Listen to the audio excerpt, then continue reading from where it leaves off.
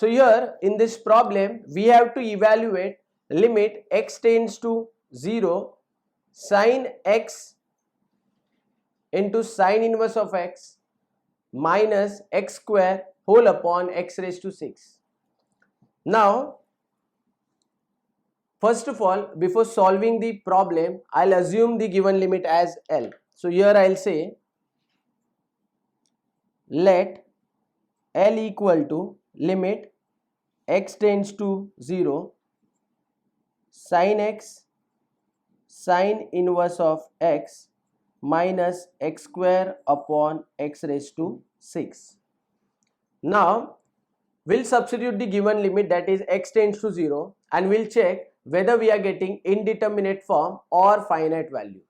And if we are getting the indeterminate form, then we will apply the L'Hopital's rule to get the finite value of the given limit. So if I'll substitute x as 0 over here, we will get sin 0 as 0, sin inverse 0 as 0, minus 0 square, that is 0. So we are getting 0 in the numerator and 0 raised to 6 is 0. So we are getting 0 in the denominator. So it means we are getting 0 upon 0, which is indeterminate form. So here we can apply the L'Hopital's rule. So by L'Hopital's rule, we find out the derivative of numerator and denominator separately. But my friends, if you'll observe the given numerator, then here we have the terms sin x into sin inverse x. So when you'll try to find out the derivative of this term, then we have to apply the product rule of derivative. So the two terms here, right now we have two functions u and v. So that will become u derivative of v plus v derivative of u. So we are gonna get the two different terms minus x square. So that is the third term. So it means when we'll find the derivative, the number of terms will increase, and hence to evaluate the limit will become complicated. So to simplify the given limit, here I am going to use the concept of expansion of series. Now for that I'll be using the standard formulas or the standard series of the given function. So for here sin x and sin inverse x, I know the series is. So I'll apply the series, and by substituting the series we can easily evaluate the given limit. So for that I'll substitute the series for sin x first. So here I'll say, or I'll write down the series of sin x. So we know that series of sin x is, it is odd term, so x minus x cube by 3 factorial plus x raised to 5 by 5 factorial minus so on. So we have all the odd terms, which is equal to x minus x cube by, now 3 factorial is nothing but 6, plus x raised to 5 factorial is 120 minus so on.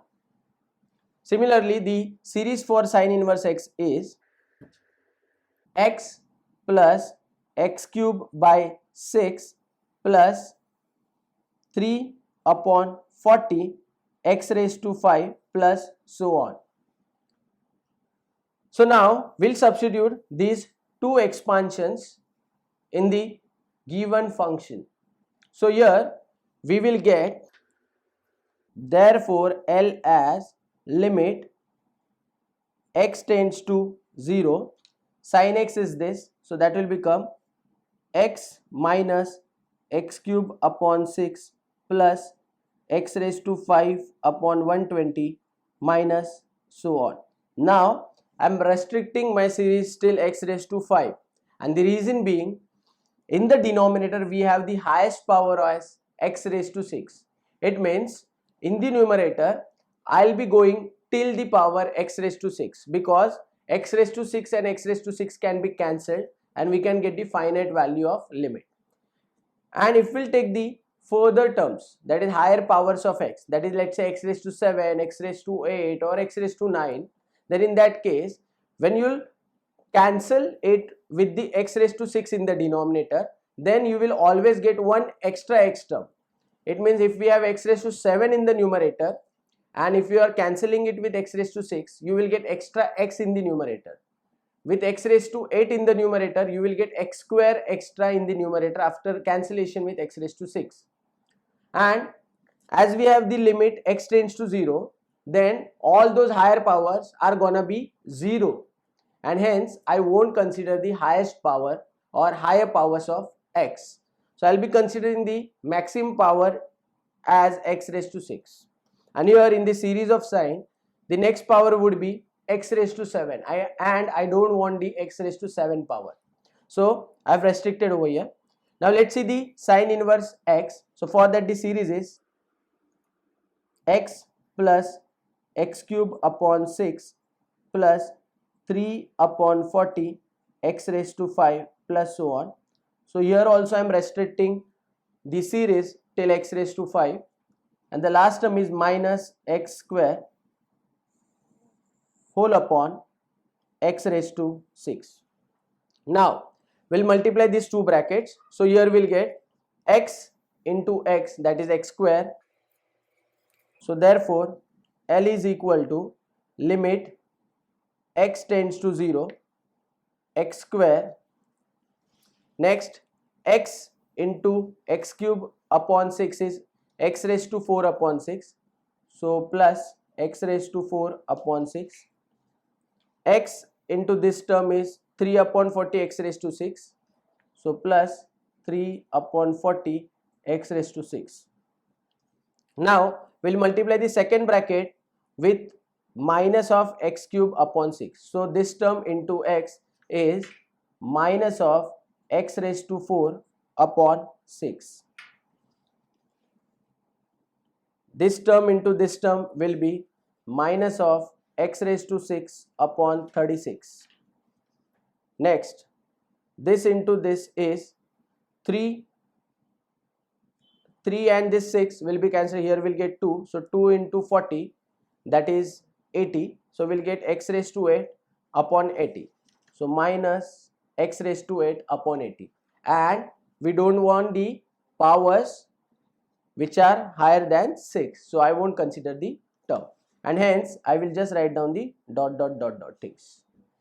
Next, if we'll multiply this second bracket with third term, then we'll get x raised to 5 upon 120 into x is plus x raised to 6 upon 120. Now if I'll multiply the second and third term with x raised to 5 upon 120, then we'll get power as x raised to 8 and x raised to 10, and we won't consider those terms because those are the higher powers of x. So the last term is minus x square. So after this we will say minus of x square upon, we have x raised to 6. Now if you'll observe carefully, then we can cancel this x square and minus x square, then we can cancel plus x raised to 4 upon 6 minus x raised to 4 upon 6, and we'll get the terms which are only x raised to 6 terms. So by taking it together, we will get the coefficient of this first term as 3 upon 40, coefficient of second term as 1 upon 36 or minus 1 upon 36, and here plus 1 upon 120 and bracket into x raised to 6 upon x raised to 6, and plus we are gonna get the higher terms or powers of x, and I am not gonna consider those terms. So here it is limit x tends to 0. Now if we'll divide this numerator with x raised to 6, so here we will get L as 3 upon 40 minus 1 upon 36 plus 1 upon 120. When you will divide the higher powers with x raised to 6, that time you will get extra x in the numerator, which will become 0 when you will substitute x as 0 in those terms. So it means the next terms will be 0, 0 and zeros. So after adding these three terms in the calculator, we will get L as 1 upon 18. So the value of given limit is 1 upon 18. Thank you.